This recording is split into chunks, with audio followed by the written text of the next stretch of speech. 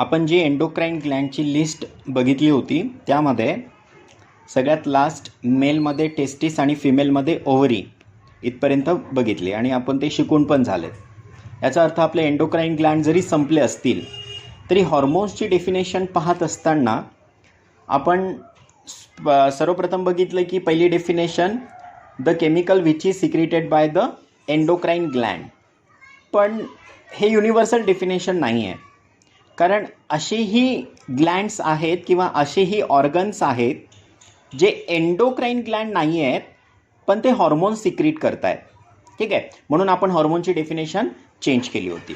तर त्यानुसार आजचं आर्टिकल आपण पाहतोय की असेही एंडोक्राइन ग्लँड ते म्हणजे एंडोक्राइन ग्लँड नाही आहेत पण काय सिक्रेट करायला लागलेत, ते हॉर्मोन सिक्रेट करायला लागलेत. ठीक आहे, तर hormone also secreted by some tissue. Hormones also secreted by some tissue. हे टिश्यू सिक्रीट करायला लागलेत हॉर्मोन्स, पण ते टिश्यू काय नाही आहेत, नॉट एंडोक्राइन ग्लँड.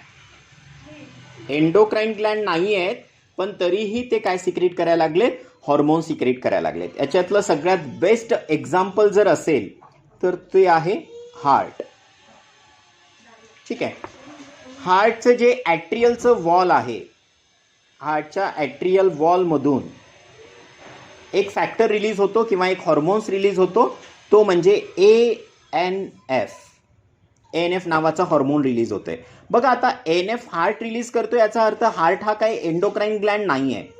हार्टचं मेन काम सर्क्युलेशनचंच आहे, पण सर्क्युलेशन सोबत तो काय करतोय, एक फॅक्टर रिलीज करतोय. ठीक आहे, जसं आपण thyroid Gland pure endocrine Gland आहे, ते फक्त हॉर्मोन्सच सिक्रेट करणार आहे. पिट्युटरी ग्लँड ती पण एक प्युअर एंडोक्राइन ग्लँड आहे, ती फक्त हॉर्मोन्सच सिक्रेट करणार आहे. पण हार्ट हा प्युअर एंडोक्राइन ग्लँड नाही आहे. तो सर्क्युलेशनचं काम करता करता अजून एक फॅक्टर रिलीज करतो, अजून एक हॉर्मोन रिलीज करतो. म्हणून हार्ट हा एंडोक्राइन ग्लँड नाही आहे, तरीही एक रिलीज करणारा फॅक्टर जो आहे त्याला आपण हॉर्मोन्स म्हणू शकतो. म्हणून तर आपण हॉर्मोनची डेफिनेशन चेंज केली होती. ॲट्रियल वॉलच्या हार्टच्या ॲट्रियल वॉलमधून एक फॅक्टर रिलीज होतो, तो म्हणजे ANF. याचं लॉंग फॉर्म आहे ॲट्रियल नॅट्रेयुरेटिक,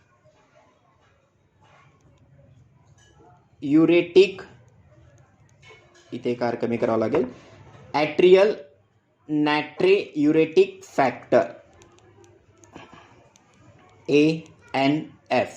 हार्टच्या ॲट्रियामधून निघतो म्हणून ॲट्रियल. ठीक आहे, नॅट्रेयुरेटिक म्हणजे सोडियम रिलेटेड आहे म्हणून नॅट्रेयुरेटिक, आणि तो एक फॅक्टर आहे. ठीक आहे, याचं सगळ्यात महत्त्वाचं काम कधी असतं, जेव्हा जेव्हा ब्लड प्रेशर बॉडीमध्ये वाढतं.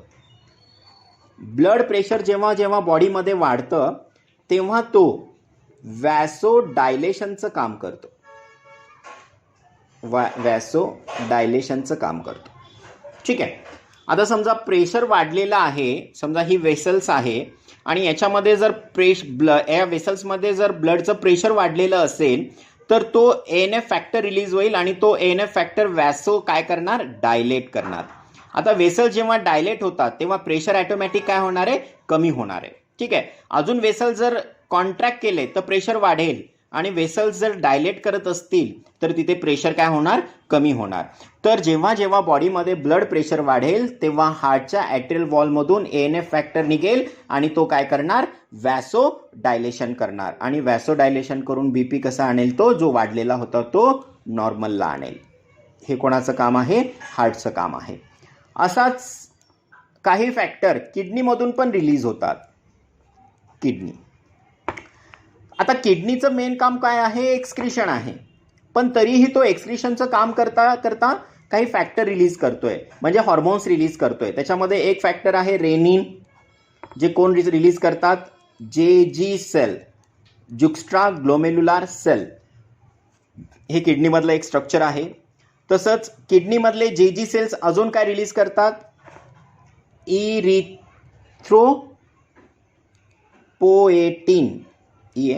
इरिथ्रोपोएटिन. ठीक आहे, इथे आपण रेनिनचं काम बघितलेलं आहे. रेनिन काय करतं, अँजिओटेन्सिन फर्स्टचं कन्व्हर्जन काय करतं, अँजिओटेन्सिन सेकंड. आणि अँजिओटेन्सिन सेकंडचं काम काय आहे? पॉवरफुल व्हॅसोकॉन्स्ट्रिक्शनचं काम आहे. ठीक आहे, हे आपण पुढे हे बघितलेलं आहे एक्सक्रिशन अँड ऑस्मो रेग्युलेशनमध्ये. तर अँजिओटेन्सिन फर्स्टचं कन्व्हर्जन अँजिओटेन्सिन सेकंडमध्ये करण्याचं काम कोणाचं आहे? रेनिन. हा रेनिन कोण रिलीज करतो? JG cell. जेजी सेल कुठे आहेत? किडनी. तसंच किडनीमधून अजून एक हॉर्मोन रिलीज होतो, इरिथ्रोपोएटिन. इरिथ्रो नाव ऐकल्यासारखं वाटत असेल, आपण आरबीसीजला दुसरं नाव दिलं होतं. ठीक आहे, तर पोएटिन म्हणजे सिंथेसिस किंवा तयार करणे. तर formation of RBCs, formation of RBCs.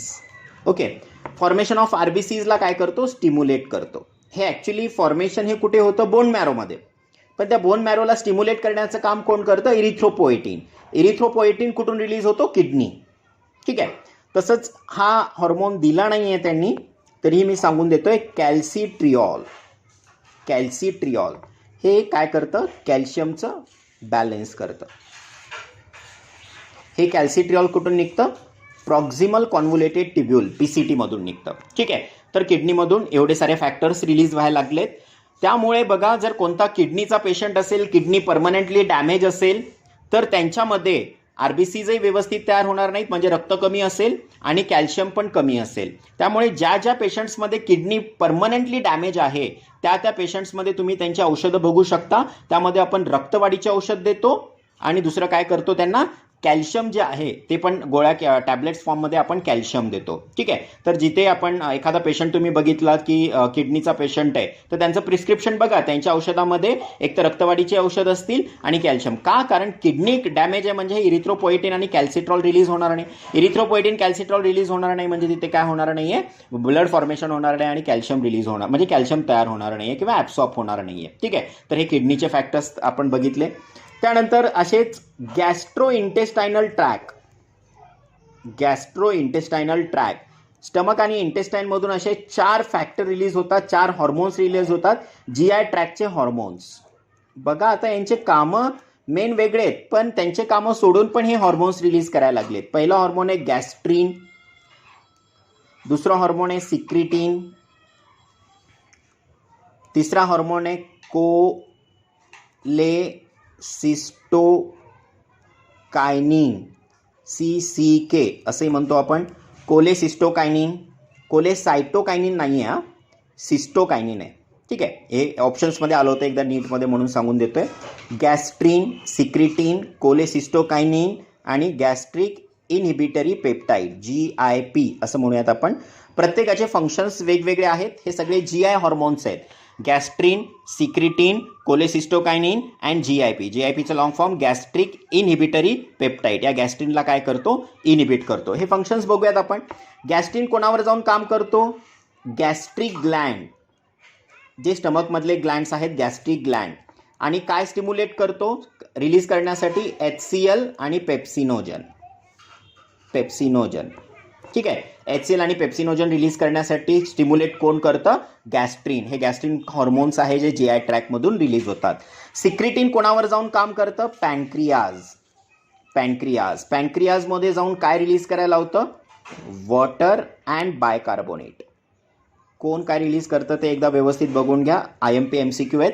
गॅस्ट्रीन, HCl आणि पेप्सिनोजन हे रिलीज त्या सेल्समधून होतील, पण त्या सेलला स्टिम्युलेट करण्याचं काम कोण करेल? गॅस्ट्रीन. गॅस्ट्रीन स्टिम्युलेट करून काय रिलीज करायला होतं? HCl, pepsinogen. सिक्रिटीन काय रिलीज करायला होतं पॅनक्रियाजला? Water and bicarbonate. तरच अजून तसंच कोलेसिस्टोकायनिन पण 2 ठिकाणी जाऊन काम करतं. एक पॅनक्रियाज आणि दुसरा गॉल ब्लॅडर. पॅनक्रियाजमधून पॅनक्रियाटिक एन्झाईम रिलीज होतात आणि गॉल ब्लॅडरमधून बाईल ज्यूस रिलीज करतात. हे दोन्ही ठिकाणी काम करतं. ठीक आहे, सिस्टो म्हणजे गॉल ब्लॅडर, कोले म्हणजे पॅनक्रियाज. ठीक आहे, तर कोलेसिस्टोकायनिन पॅनक्रियाजवर पण काम आहे, गॉल ब्लॅडरवर पण काम आहे. नाव मोठं आहे म्हणजे 2 ठिकाणी काम करतं. पॅनक्रियाजमधून पॅनक्रियाटिक ज्यूस, गॉल ब्लॅडरमधून बाईल juice. Okay, gastric inhibitory peptide. सोपं आहे. गॅस्ट्रीन इनहिबिटरी पेप्टाइड म्हणजे गॅस्ट्रीनला काय करतं? इनहिबिट करतं. कारण हा गॅस्ट्रीनला इनहिबिट नाही केलं तर HCl खूप जास्त प्रमाणात वाढेल आणि HCl जर खूप जास्त प्रमाणात वाढेल तर स्टमकची जी लेअर आहे, स्टमकची जी लेअर आहे ती डॅमेज करून टाकेल. ठीक आहे, त्यामुळे त्याला कोणीतरी दाबलं पाहिजे. जर जास्त सिक्रेट होत असेल तर या गॅस्ट्रिनला दाबण्यासाठी कोण येतं?